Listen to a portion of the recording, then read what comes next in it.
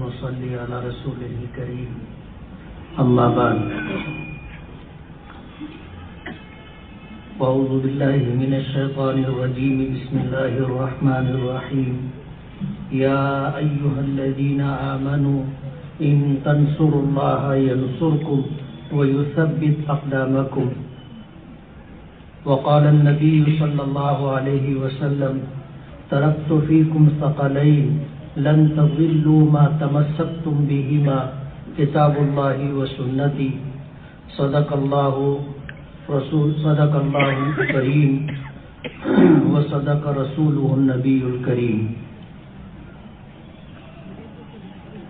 صدر محترم حافظ عباس صاحب، اس مجمع میں تشریف فرما علماء کرام، بزرگوں اور دوستوں، دھولیا والوں کی محبت ہے کہ انہوں نے ایک ایسے عنوان پر مجھے بولنے کا موقع دیا جو آج ہم تمام مسلمانوں کی انتہائی سخت ضرورت ہے. دھولیا کوئی مالیگاؤں سے بہت دور نہیں ہے. مالیگاؤں کے حالات آپ جانتے ہیں، دھولیے کے حالات ہم جانتے ہیں. رشتہ داریاں بھی ہیں، کاروباری تعلقات بھی ہیں، اسی طرح دوستیاں بھی ہیں. ہم اپنے حالات سے بخوبی واقف ہیں. جیسے جیسے زمانے نبوت سے دور ہوتا جا رہا ہے، قیامت قریب آتی جا رہی ہے، ایک کے بعد ایک اس طرح کے حالات آج دنیا میں رونما ہو رہے ہیں، جس سے نبرد آزما ہونا اور پھر سرخرو اور کامیاب ہو کر کے زندگی گزارنا انتہائی مشکل ہوتا جا رہا ہے. نبی کریم صلی اللہ علیہ وسلم کی وہ حدیث مبارک کہ ایک زمانہ آئے گا کہ تمام دنیا کے لوگ اس طرح مسلمانوں پر ٹوٹ پڑیں گے جس طرح بھوکے لوگ دسترخوان پر، تھال پر، پیالوں پر ٹوٹ پڑتے. آج ہمارا سب سے بڑا جرم یہ ہے کہ ہم مسلمان ہیں. سب سے بڑا جرم یہ ہے کہ ہم اللہ اور اس کے رسول پر ایمان لائے ہیں. سب سے بڑا جرم یہ ہے کہ ہم اس دین اور شریعت کی پاسداری کرتے ہیں جو دین قیامت تک کے لیے آیا ہے، جو دین اللہ اس کے رسول کا عطا کردہ ہے، جو دین انتہائی مستحکم اور مضبوط ہے، جس دین کی بنیاد اللہ اس کے رسول کے ارشادات و احکامات پر.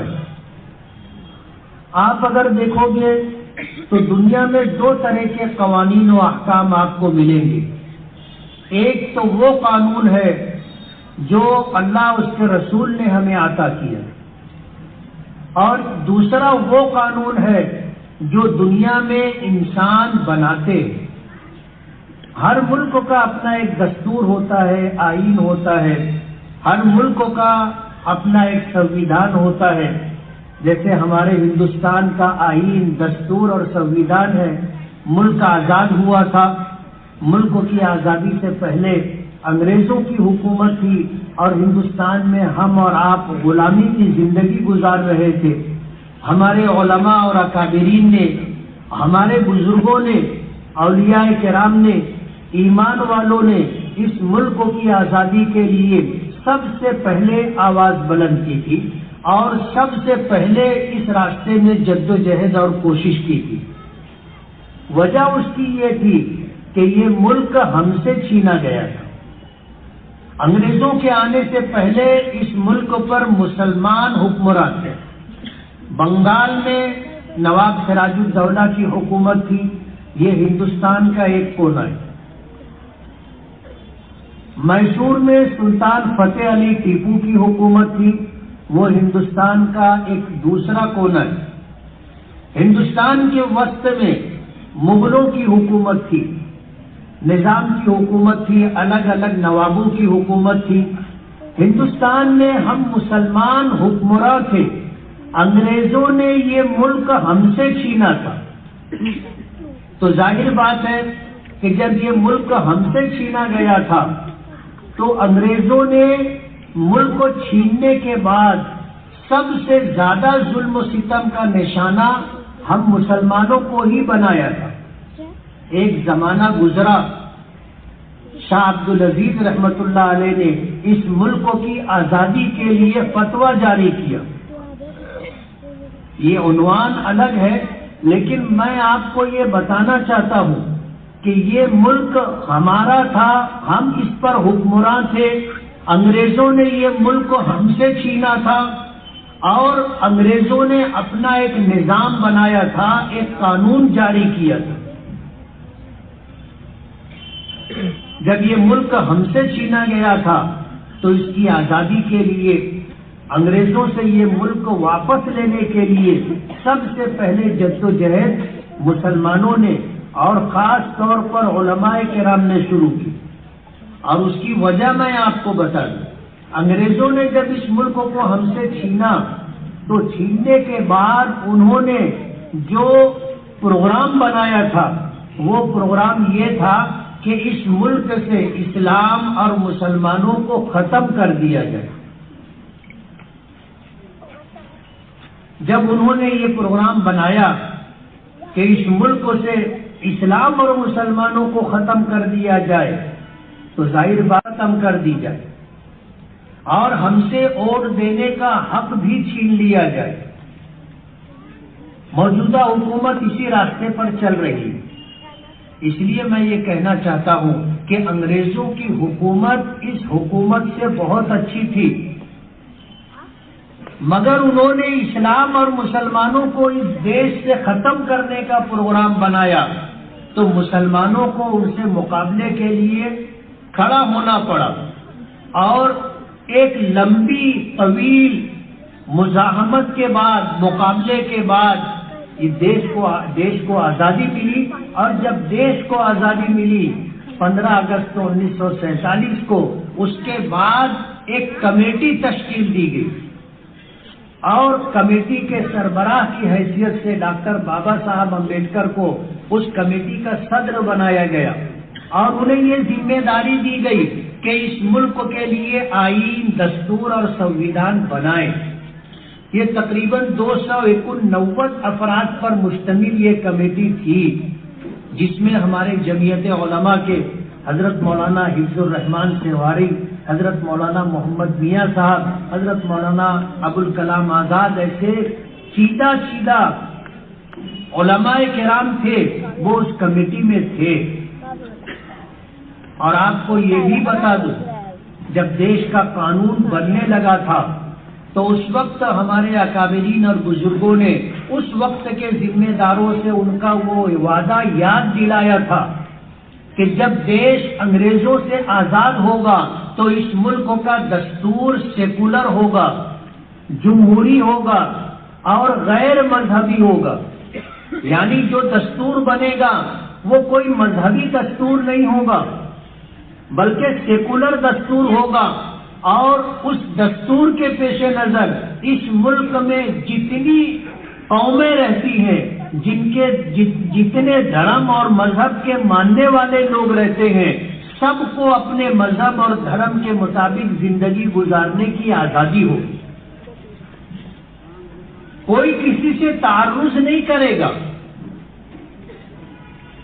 ہر مذہب کا ماننے والا اپنے مذہب کی تعلیم بھی کر سکے گا، تعلیم کے لیے انتظامات بھی کر سکے گا، ہر مذہب کا ماننے والا اپنے مذہب کی تبلیغ اور اشاعت بھی کر سکے گا۔ ایسا جمہوری قانون ہوگا، یہ وعدہ تھا اس وقت کا جب انگریزوں سے لڑائی چل رہی تھی، اور جو لوگ پیش تھے سب کا باہمی طور پر یہ مشورہ ہوا تھا کہ اس ملک کا آئین جو ہوگا وہ سیکولر ہوگا۔ ہمارے علماء، اللہ ان کی قبروں پر کروڑوں رحمتیں نازل فرمائے، انہوں نے اس ملک کا دستور اور آئین جو بنایا بنوایا وہ سیکولر اور جمہوری قانون بنایا، غیر مذہبی دستور اور سنویدھان بنایا۔ لیکن آج کیا ہو رہا ہے آپ کو پتہ ہے؟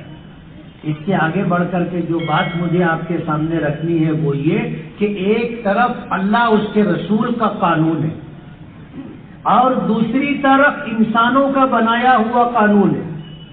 جب یہ دستور بنا اور دیش کی آزادی کے بعد جب اس قانون کا نفاذ ہوا چند سالوں کے بعد، اس وقت سے لے کر کے اب تک انسانوں کا بنایا ہوا یہ قانون تقریباً 50 سے زائد مرتبہ اس میں تبدیلیاں ہو چکی، اور تبدیلی کیوں ہوئی وہ میں آپ کو بتانا چاہتا ہوں کہ ایک طرف اللہ اس کے رسول کا قانون ہے اور دوسری طرف انسانوں کا بنایا ہوا قانون۔ جو چیز ہمارے ملک میں ہے یہی چیز دنیا کے تمام ملکوں میں ہے کہ وہاں پر ایک قانون ہے جو انسانوں کا بنایا ہوا ہے، اور انسان کو اپنی ماضی کا علم ہوتا ہے، انسانوں کو اپنے حال کا علم ہوتا ہے، اور انسانوں کو اپنے مستقبل کے تعلق سے کوئی کامل علم نہیں ہوتا، ایک اندازہ ہوتا ہے کہ سال بھر بعد، 10 سال بعد، 20 سال بعد، 50 سال بعد حالات کیا ہوں گے۔ آدمی سوچ سکتا ہے، ایک اندازہ لگا سکتا ہے، یقین کے ساتھ کسی کو پتہ نہیں ہوتا، خبر نہیں ہوتی کہ کل کیا ہوگا۔ اب ایسے لوگ جن کو ماضی کا علم ہے، جن کو حال کا علم ہے لیکن مستقبل کا علم نہیں ہے، وہ لوگ جو قانون بناتے ہیں وہ ماضی اور حال کو دیکھ کر کے بناتے ہیں، لیکن یہ حالات مستقبل میں بھی رہیں گے ایسا ضروری نہیں ہے۔ جب حالات بدلتے ہیں تو پھر اسمبلیوں میں اور پارلیمنٹ میں قانون بدلا جاتا ہے، قانون بدلا جاتا ہے، اور اس لیے بدلا جاتا ہے کہ حالات بدل گئے۔ تو ایک طرف اللہ اس کے رسول کا قانون ہے اور ایک طرف انسانوں کا اپنا بنایا ہوا قانون ہے، دونوں میں جو فرق ہے وہ فرق سمجھنے کا ہے۔ فرق یہ ہے کہ اللہ اس کے رسول کے قانون میں کوئی تبدیلی نہیں ہے۔ 1400 سال پہلے جو قانون، جو شریعت، جو دین ہمیں دیا گیا، اس وقت سے لے کر کے آج تک اور آج کے بعد قیامت تک یہ قانون اسی حالت میں رہے گا جس حالت میں 1400 سال پہلے تھا، آج ہے، کل بھی ایسا ہی رہے گا، قیامت تک ایسا ہی رہے گا، اس میں تبدیلی نہیں آئے گی۔ کیوں؟ یہ اللہ کا بنایا ہوا قانون، اور اللہ تعالیٰ کو ما کان ما یکون کا علم ہے، یعنی ماضی میں کیا تھا اللہ کو وہ بھی پتہ ہے، علم ہے، اور قیامت تک حالات کیسے آئیں گے، کیا ہوگا، اس بات کا بھی پتہ اللہ کو ہے، علم اللہ پاک کو ہے۔ اب ظاہر بات ہے جب اللہ کا بنایا ہوا قانون ہے اور اللہ تعالیٰ ماضی کو بھی جانتا ہے، حال کو بھی جانتا ہے، مستقبل کو بھی جانتا ہے، تو ظاہر بات ہے اس نے جو قانون بنایا ہے وہ قیامت تک کے لیے اپنی جگہ قائم رہے گا، اس میں تبدیلی نہیں آئے گی۔ یہی وجہ ہے کہ علماء کرام قرآن و حدیث کو سامنے رکھ کر کے آپ کو وہ احکامات بتاتے ہیں جو اللہ اس کے رسول نے عطا کیے، ہم اپنی طرف سے کچھ نہیں بتاتے۔ ایک عالم کا کام، ایک مفتی کا کام، ایک قاضی کا کام، ایک مبلغ کا کام، ایک مدرس کا کام، ایک ایمان والے کا کام اللہ اس کے رسول کے احکامات کو بتلانا ہے، بس۔ تبدیلی کا حق کسی کو اللہ پاک نے نہیں دیا۔ خود نبی کریم صلی اللہ علیہ وسلم صاحب شریعت تھے، اللہ پاک نے قرآن کریم اتارا تو قرآن کریم میں یہ بتا دیا گیا کہ نبی کریم صلی اللہ علیہ وسلم جو کچھ کہتے ہیں یہ من جانب اللہ ہوتا ہے، بذریعے وحی آپ سے وہ کہلوایا جاتا ہے، اللہ کی طرف سے رہنمائی اور ہدایت ہوتی ہے جس کے مطابق وہ لوگوں تک اللہ کے احکامات واضح کر کے پہنچاتے اور بتاتے۔ نبی کریم صلی اللہ علیہ وسلم کے ارشادات قرآن کریم کی تفسیر ہے۔ ظاہر بات ہے، ایک طرف اللہ اور اس کے رسول کے قانون، دوسری طرف انسانوں کا بنایا ہوا قانون۔ انسانوں کو جتنا علم ہوتا ہے اس علم کے مطابق قانون بناتے ہیں، اور جب حالات بدل جاتے ہیں تو بعد میں آنے والے پھر قانون بدلتے، اس میں ترمیم کرتے، اس میں تبدیلی کرتے۔ آج ہم لوگوں پر جو حالات ہیں پورے ملک میں، بلکہ یوں کہو کہ پوری دنیا میں آج ایمان والوں پر جو حالات ہیں وہ ہم میں سے ہر واقف شخص کو پتہ ہے، سب جانتے، اور جن کو جتنا زیادہ علم ہے حالات کا وہ اتنے زیادہ پریشان اور بے چین۔ جن کو پتہ نہیں ہے، حالات کا اندازہ نہیں ہے، ان کو کوئی پریشانی، کوئی بے چینی نہیں، لیکن جن کو حالات کا علم ہے، دشمنوں کی سازشوں کا، ان کی پلاننگ کا پتہ ہے، ان کی راتوں کی نیند اڑ گئی ہے۔ آج ملک کے حالات کیسے ہیں سب کو پتہ ہے، میں اس کی تفصیل میں نہیں جانا چاہتا۔ ظاہر بات ہے کہ آج ہم اس ملک میں ہیں اور اس ملک میں کیا ہو رہا ہے سب کو پتہ ہے۔ عربی کا جملہ ہے صاحب البیت ادری بما فی، گھر والا جانتا ہے گھر میں کیا ہے۔ ہم اپنے گھر میں ہیں تو ہمیں ہمارے گھر کا علم ہے، گھر کا پتہ ہے، گھر میں کیا ہے اس کی جانکاری ہے۔ اور ظاہر بات ہے کہ ہم اپنے شہر میں ہیں، شہر میں کیا ہو رہا ہے اس کا بھی پتہ ہے، اپنے ملک میں ہیں، ملک میں دیش میں کیا ہو رہا ہے اس کا بھی پتہ ہے۔ موجودہ حالات ہم لوگوں کے لیے انتہائی ناگفتگو، انتہائی تکلیف دہ۔ ملک کی آزادی کے بعد سے آج تک ہم لوگوں کے ساتھ کیا ہوا ہے سب کو پتہ ہے۔ سچر کمیشن کی رپورٹ نے جو حالات حکومت کے سامنے رکھے اس کا ایک جملہ ہے اور بہت مشہور جملہ ہے، بار بار آپ نے سنا ہوگا کہ اس ملک میں مسلمانوں کی حالت دلتوں سے بھی زیادہ پسماندہ ہے۔ ہم لوگ جہاں اچھی تعداد میں ہیں، ہم لوگ اس تعداد کی وجہ سے، مل جل کر کے رہنے کی وجہ سے، اکٹھا رہنے کی وجہ سے قدر محفوظ ہے۔ آپ اندازہ کرو ان لوگوں کے بارے میں، دیہاتوں میں جو دو چار مکانات ہیں، شہروں میں جو منتشر ہو کر کے رہتے ہیں، الگ الگ مکانات ہیں، بازو میں کون ہے دوسرے مذہب کا ماننے والا، آگے پیچھے اوپر نیچے اس طرح کے رہنے والے لوگ ہیں، ان کی دینی حالت اور ان کی سماجی حالت کیا ہے ہم نہیں اندازہ کر سکتے۔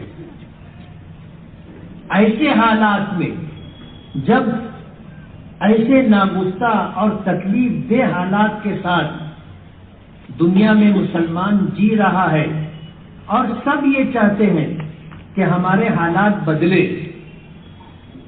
ہمارے حالات بدلے اور بے روزگاری سے نکل کر کے روزگار پالے، ہم پریشانیوں سے نکل کر کے اچھے حالات میں آ جائے، بیماریوں سے نکل کر کے صحت پالے، ذلت کی زندگی ختم ہو جائے، عزت کا مقام مل جائے، سماج کے اندر باوقار طریقے سے ہم زندگی گزارنے لگے۔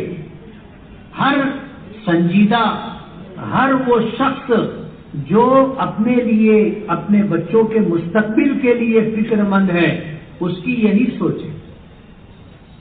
اب ظاہر بات ہے کہ حالات ہیں تو حالات ہم پر کیوں ہے، پہلے ہمیں اس کا جائزہ لینا ہوگا۔ نبی کریم صلی اللہ علیہ وسلم نے آج سے 1400 سال پہلے ایک جملے میں ہمیں بتا دیا، ایک جملے میں اس بات کی نشاندہی کر دی۔ فرمایا اعمالکم उम्मालुकुम, तुम्हारे जैसे आमाल होंगे, तुम पर हुक्मरां उसी तरह के मुसल्लत किए जाएंगे। अल्लाह के रसूल सल्लल्लाहु अलैहि वसल्लम ने फरमाया कि जमीन से जैसे तुम्हारे आमाल आसमान पर जाएंगे, उन आमाल के मुताबिक आसमान से फैसले तुम्हारे लिए नाजिल होंगे। ये है वो बुनियादी नुक्ता जिसको समझना और समझ करके फिर आगे का प्रोग्राम बनाना हमारी जिम्मेदारी। अल्लाह का बेपनाह करम और एहसान है कि अल्लाह ने हमें ईमान की दौलत दी, हमें इस्लाम का सरमाया दिया, हमें जो अहकामात कुरान करीम की शक्ल में और अहादीस मुबारका की शक्ल में मिले हैं, ये वो दीन है, वो शरीयत है, वो अहकाम है जिसकी सदाकत पूरी दुनिया में मुसल्लम। ऐसा दीन और ऐसा मुकम्मल दीन अल्लाह पाक ने हमें अता किया, और रुए जमीन पर इस्लाम के अलावा कोई दूसरा मजहब ऐसा नहीं है जो इस्लाम के मुकाबले में खड़ा रह सके। कोई दावा नहीं कर सकता कि उनका दीन मुकम्मल है। हमारा दीन अल्लाह पाक ने अता किया तो मुकम्मल अता किया। नबी करीम सल्लल्लाहु अलैहि वसल्लम की उम्र मुबारक 40 साल हुई, अल्लाह ने आपको नबूवत और रिसालत अता की। आपने 13 साल मक्के में रह करके गुजारे, आपने 10 साल मदीने मुनव्वरा में रह करके गुजारे। 23 साल के अरसे में आप पर कुरान करीम नाजिल होता रहा।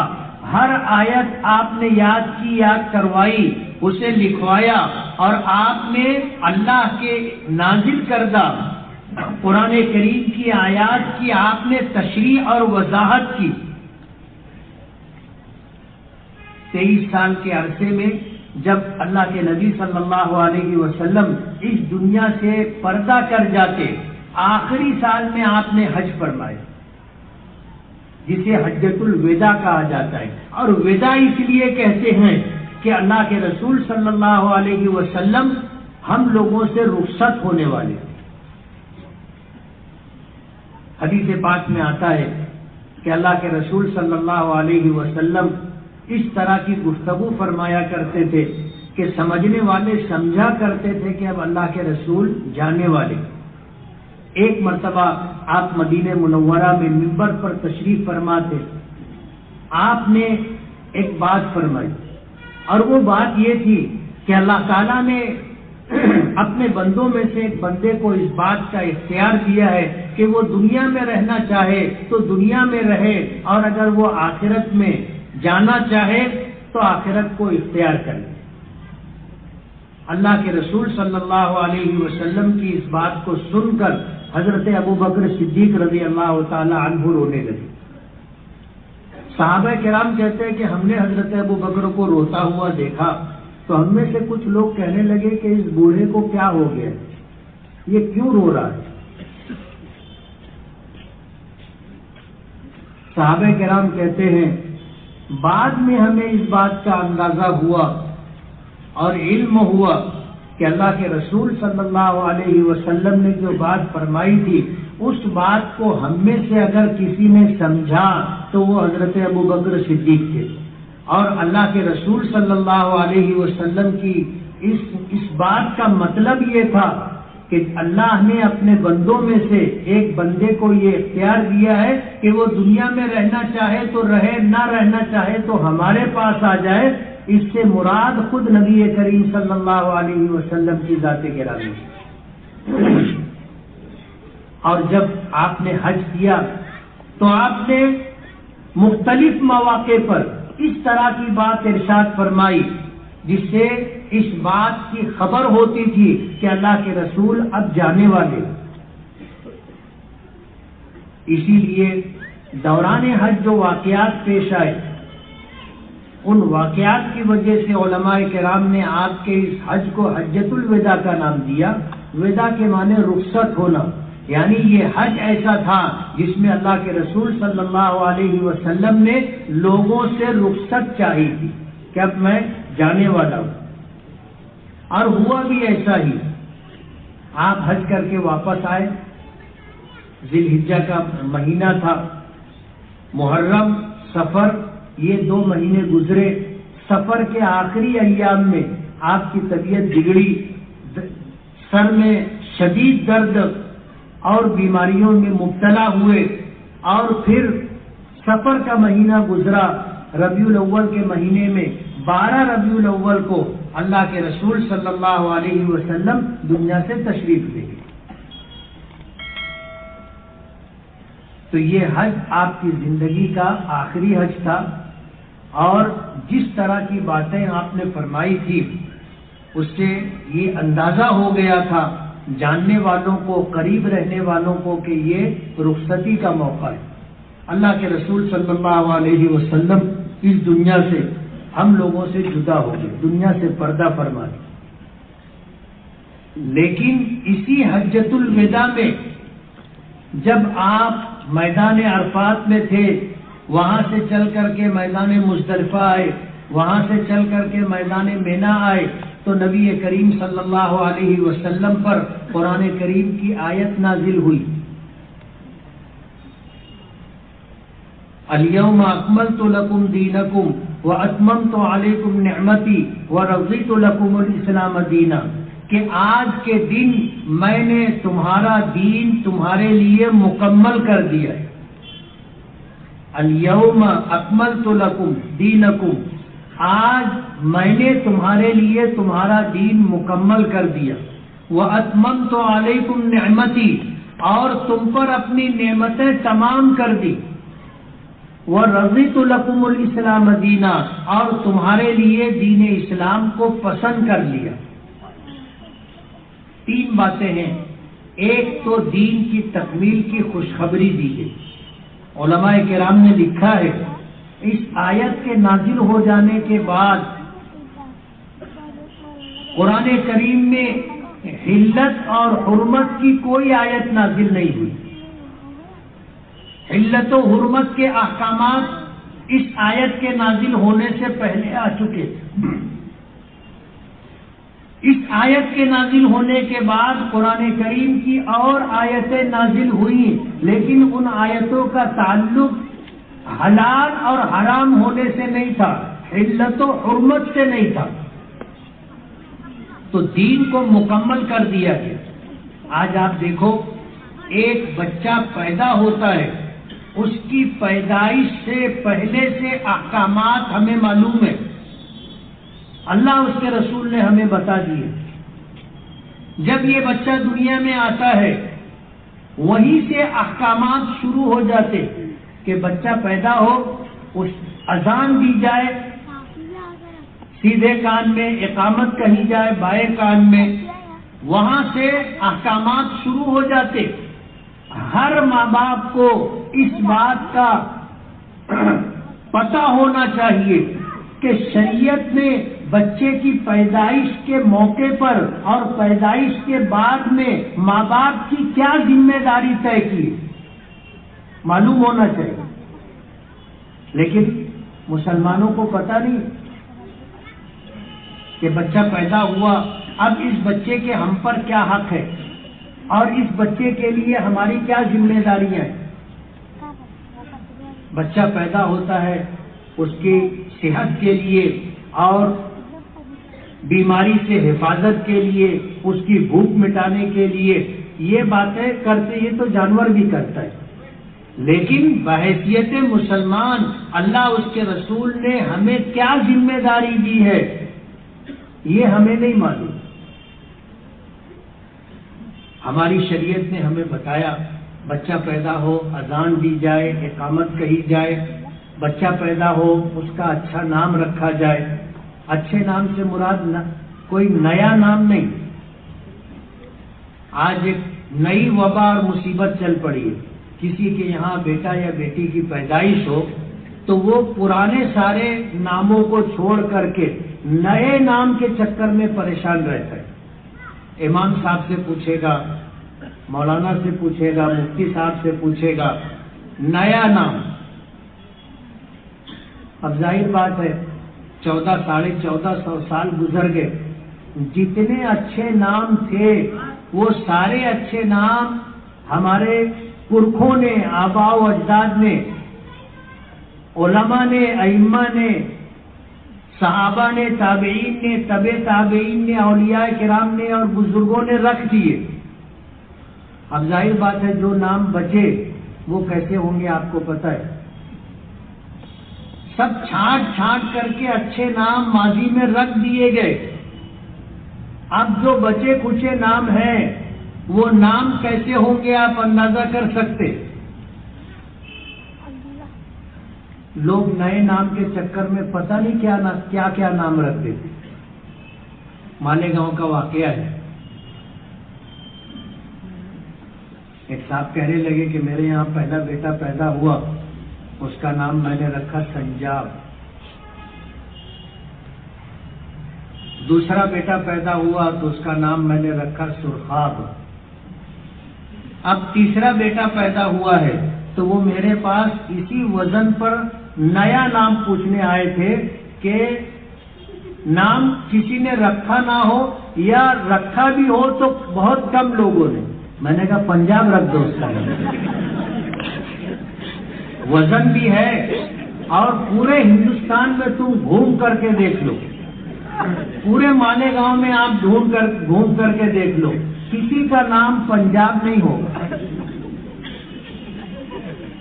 ظاہر بات ہے ایسے ہی نام بھی بچا ہے تو ایسا ہی نام رکھنا پڑے گا۔ بچہ پیدا ہو، ماں باپ کی ذمہ داری ہے اس کا اچھا نام رکھے۔ اچھے نام سے مراد نیا نام نہیں ہے۔ نام رکھنے میں ہمیں ماضی میں دیکھنا چاہیے اللہ کے نیک لوگوں کے کیا نام ہیں، اللہ کے نیک بندوں نے اپنی اولادوں کے کیا نام رکھے، وہ نام رکھنا چاہیے۔ اور ایسا نام رکھنا چاہیے کہ آج یہ بچی ہے، کل یہ جوان ہوگی، شادی ہوگی، ادھیڑ ہوگی، بوڑھی ہوگی، نام ایسا ہونا چاہیے کہ عمر کے ہر دور میں وہ نام جچے۔ یعنی بوڑھی عورت بھی ہے اور اس کا وہ نام اگر کہا جائے تو اس کی عمر کے حساب سے، اس کے مقام و مرتبے کے اعتبار